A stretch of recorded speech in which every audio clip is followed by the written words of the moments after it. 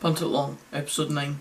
As you can hear, my voice is fully healed for last week's episode, thank Christ, because we're now going into even more important games. I'll probably end up having a similar voice if we end up getting through the playoff leg on Friday night, but I'll speak about that later in the video. We'll start off by talking about what was in the message at the start of the video, and that's Real Madrid in the Champions League. They seem to just be built for this competition. You see it all over Twitter that they're basically like frauds of the competition. It obviously looks that way because it seems that all they can do is do really well in the Champions League and nothing else, especially this season. Obviously last season they won the La Liga and the Champions League, but this season they've been horrendous in the league. I think they're 20 something points off of Barcelona, but they're in another final of the Champions League. It's, as I said, it's just like they're built for it. Although last week I said that Liverpool could easily go on and win it, for some reason there's just some thought in my head that you just can't see past Madrid winning it again, no matter who they come up against. They always seem to pull it out of the bag when it comes to the Champions League, and it's obviously a good mentality for them to have. They want to be winning the big European trophies. It puts them on a bigger stage in world football, I suppose, but I don't know, there's just something a bit boring about it. It's like when Celtic win in the league every year, or it just gets a bit boring. It's impressive, no doubt, but I really hope that Liverpool or whoever faces Real Madrid in the final can do something and change the perspective on how we see the European competition now. We'll now move on to Rangers, who have since Saturday sacked their manager Graham Murphy. I said in one of these videos, I think it was Punt It Long episode 7, I said that I'd put my money on Graham Murphy not being Rangers manager. It wasn't exactly that bold a claim, but I didn't see it happening at all, and obviously he's now been sacked. It's probably overall the right decision. The guy wasn't really made for the job. He took the job and did as well as he probably could. He was put under tremendous pressure.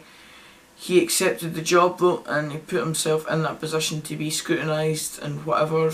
It was obvious that the media were going to be on his back like they would any Rangers manager, but with names like Steven Gerrard mentioned, obviously he's not that credible in managerial sense, but in terms of just the name, it's obviously a bigger coup than having Graham Murphy as your manager. And if you're going to be successful as a Rangers manager, you kind of have to have a bit about you, and Graham Murphy always seemed to just be too nice a guy to take on the job. If Steven Gerrard does come in, obviously it's a tremendous risk, but it could be one that is a two-sided coin. You could get the really good Steven Gerrard, who obviously has the aura about him and players will respect that. A lot of Rangers fans going about having a Rangers man as their manager, but perhaps the more important thing is just having a player or a manager that has been respected as a player, been respected in his full career.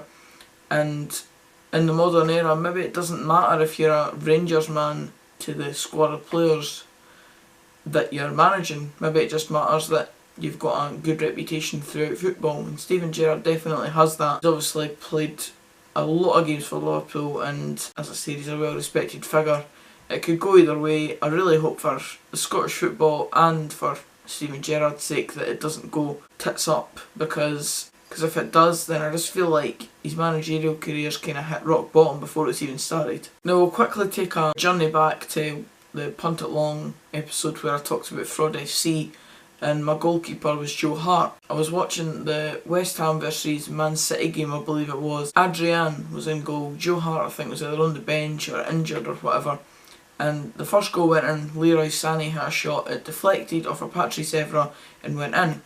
And the first comment that the commentator made, I think it was Gary Neville, he said Joe Hart will be sitting on the bench and he'll be saying, what was Adrian doing at that? You know, they were getting on Joe Hart's side, making it out like Joe Hart is easily going to save all these shots and blah blah blah. He's the English media darling.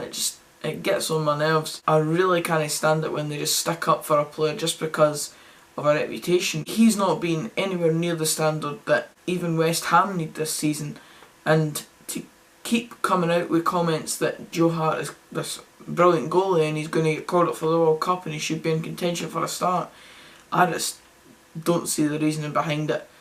I know I seem really hot and bothered about an English goalkeeper, but it's just the way that some players get portrayed in the media it just really gets on my nerves. And then as usual here on Punt It Long, we go full circling back to Dunfermline, who have subsequently after Saturday made the playoffs, and now we go into a second leg against Dundee United after drawing 0-0 last night. The weekend was brilliant. Ryan Williamson getting his first goal was probably the highlight of the afternoon, what was a pretty easy encounter with Dumbarton at the time. We went into Tuesday night's game obviously really positive and hoping that we could beat Dundee United finally, but unfortunately we didn't beat them. We came very close, and if it hadn't have been for a horrendous decision, it wasn't exactly not a foul, it probably was a foul, but a yellow card at most. There's no chance that you can flash a red card at a player in that sort of circumstance. Scott McDonald was 40 yards for goal.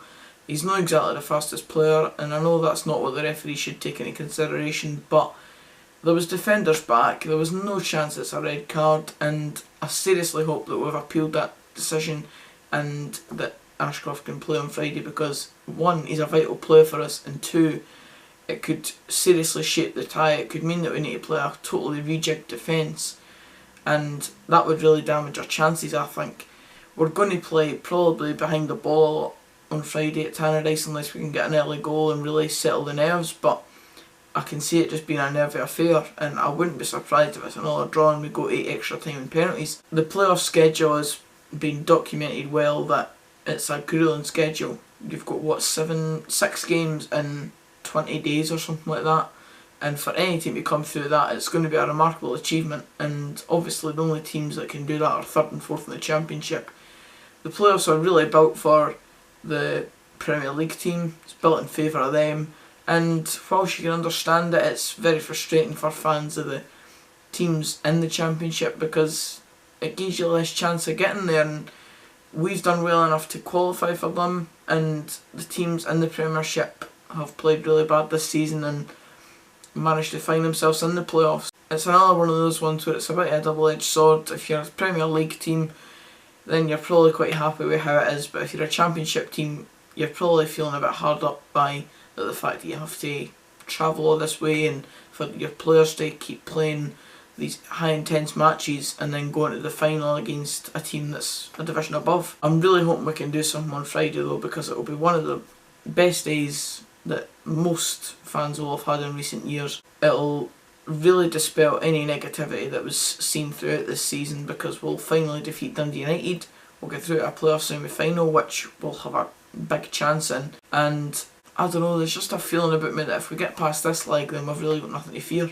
Now to the question part of the video. Last week's question was who scored the last minute goal for Dunfermline.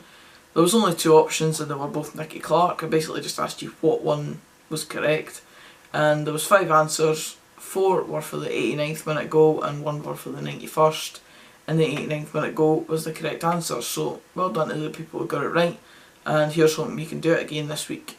This week's question is based on the Champions League maestros Real Madrid, who are probably likely to go on and win it again. The question is based on how many Champions League trophies have they won in their existence as a club. As always, the poll will be in the top right hand corner just now, and you can go and vote, and I'll let you know next week who's got it right, and so on and so forth. Cheers for watching the video, and I'll see you for a matchday vlog which I'm filming tonight because I'm going to the Alloa game, supporting your local team, of course. Also, the wee team won the bars. That'll be up tomorrow morning, so hopefully you'll enjoy that, and I hope you enjoyed this. If you did, please leave a like on the video, and as I said, I'll see you in the next video tomorrow. Cheers guys.